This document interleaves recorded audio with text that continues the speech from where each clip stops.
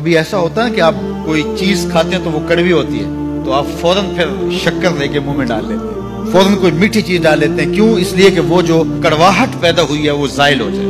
खाते खाते कोई कड़वा बादाम आ गया तो आप जल्दी जल्दी से फिर कोई मीठा बादाम 2-3 इकट्ठे डाल लेते हैं मुंह में कि इसकी कड़वाहट खत्म हो। जब कड़वाहट पैदा होगी तो उसको कैसे खत्म किया जाएगा? मिठास से।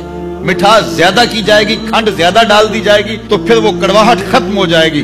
कहा जब गुनाह की कड़वाहट आ जाए तो तुम नेकी की खंड डाल लिया करो, नेकी की शक्कर खा लिया करो, गुनाह मिट जाएगा और तुम्हारा मुंह भी, तुम्हारा दिल भी, तुम्हारा दिमाग भी मीठा हो जाएगा।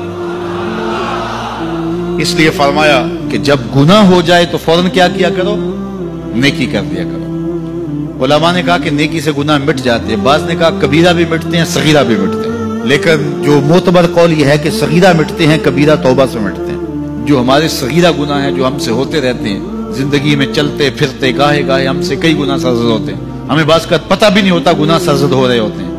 वो गुनाह मिटते हैं नेकी करने से। जब वुजू करते हैं हाथ के गुनाह मिट जाते हैं, जब कुली करते हैं मुंह के गुनाह मिट जाते हैं। अल्लाह अकबर। इसी तरह जब आप नमाज पढ़ते हैं तो आपके बदन के गुनाह गिर जाते हैं। जब नमाज जुमा पढ़ते हैं, एक जुमा से लेकर दूसरे जुमा तक के दरमियान के गुनाह खत्म हो जाते हैं।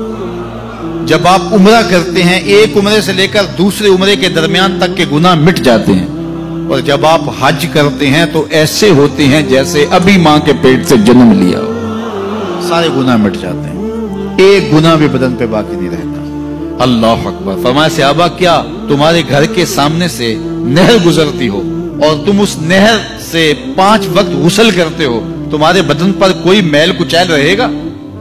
अर्ज की या रसूल अल्लाह कैसे रह सकता है? फरमाया यही मिसाल 5 नमाजों।